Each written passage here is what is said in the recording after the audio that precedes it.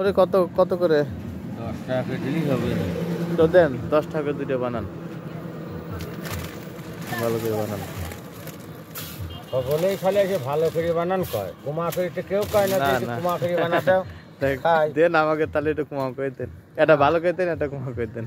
না যখন চাইছে যখন আশা করি ভালো, আর কুমাকে আমা করি নিয়ে ছিল কুমা করে দেবো, তা হইল না, হইলো না আর না, দোকানদার নিয়ে করে রাখে যে কুমা করে দেবো।